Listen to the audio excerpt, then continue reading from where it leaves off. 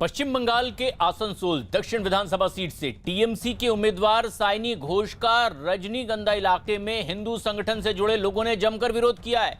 इस दौरान लोगों ने उनके खिलाफ गो बैक के नारे भी लगाए और इसकी वजह से वहां टीएमसी कार्यकर्ताओं और हिंदू संगठन के लोगों के बीच हाथापाई तक की नौबत आ गई। हालांकि वहां मौजूद पुलिस अधिकारियों ने समझा बुझाकर मामला किसी तरह से शांत किया है, लेकिन टीएमसी उम्मीदवार साइनी घोष के वहां से जाने के बाद हिंदू संगठन के लोगों ने उस मंदिर की धुलाई की और सफाई की जहां वो पूजा करने के लिए पहुंची थी।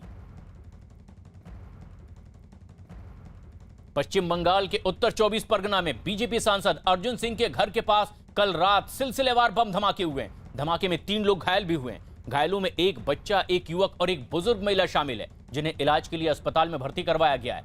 सांसद अर्जुन सिंह ने भी बम हमले की पुष्टि की है। बीजेपी सांसद ने आरोप लगाया कि हमलावर टीएमसी कार्यकर्ता थे। अर्जुन सिंह ने कहा है कि आज वो चुनाव आयोग से इसकी शिकायत भी करेंगे।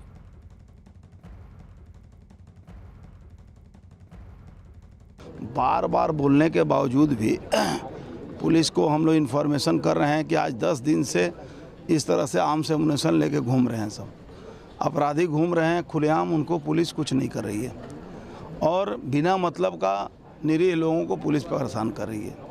तो इलेक्शन कमीशन को भी हमने जनाया था। आज हमने देखा कम से कम 15 से 16 जगह बम चला है। पुलिस का ये भी सीसीटीवी कैमरा भी तोड़ा है सब।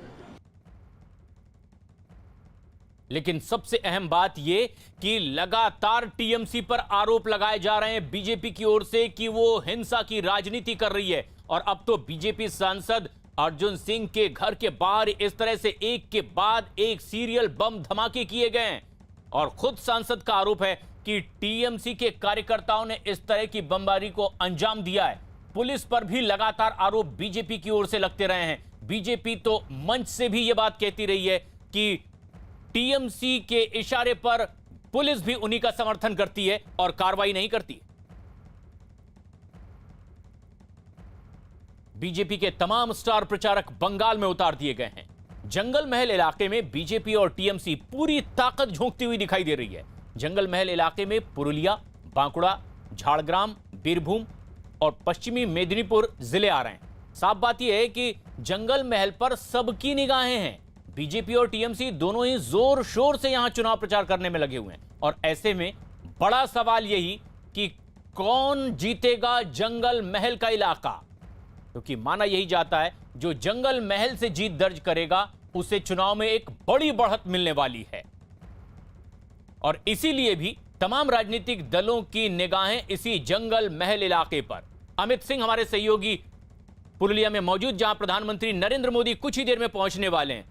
अमित, जो सबसे अहम बात है वो ये कि जंगल महल पर हर राजनीतिक पार्टी अपना दावा कर रही है और लीड लेने की बात कह रही है, लेकिन किस तरह के समीकरण बनाने की कोशिश हो रही है इस पूरे इलाके में तमाम राजनीतिक दलों की ओर से?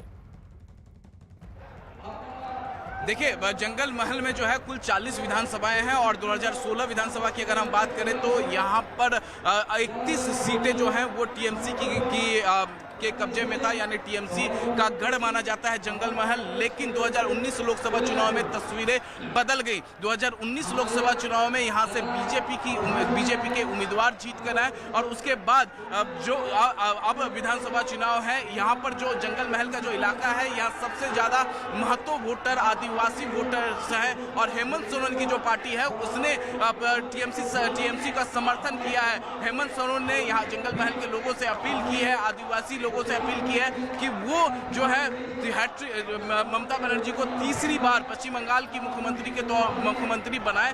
लेकिन जो मैं एक और तस्वीर यहाँ पर दिखाना चाहूंगा। हेमंत सोरेन कुछ भी अपील करे, लेकिन तस्वीर यहाँ पर देखिए किस तरीके से यहाँ पर जो ब्रांड मोदी है, ब्रांड मोदी को देखने के लिए, सुनने के लिए यहाँ पर लोग लगातार यहाँ पर पहुंच रहे हैं। और जो जानकार ये बताते हैं कि जिस तरीके से जो परफॉर्मेंस रहा है बीजेपी का जंगल महल इलाके में 2019 लोकसभा चुनाव में, इस भीड़ को देखते हुए ये कहा जा सकता है कि कहीं वो परफॉर्मेंस रिपीट ना हो जाए। तो टीएमसी भी अपना दावा करे, जिस तरीके से ममता बनर्जी भी इस इलाके में लगातार वो चुनावी रैलियां कर रही हैं, लगातार वो जनसभाएं कर रही है। अभिषेक बनर्जी जो कि डायमंड हार्बर से सांसद हैं और ममता बनर्जी के भतीजे, वो भी लगातार इस जंगल महल इलाके में लगातार जनसभाएं कर रहे हैं। वजह साफ है, 40 विधानसभा सीट पर किसको कितनी वोट शेयर मिलता है, किसके पास और कितनी इसी सीटें की आती हैं। लड़ाई लड़ी जा रही है अमित इस पूरे जंगल महल इलाके में, लेकिन बेहद दिलचस्प समीकरण।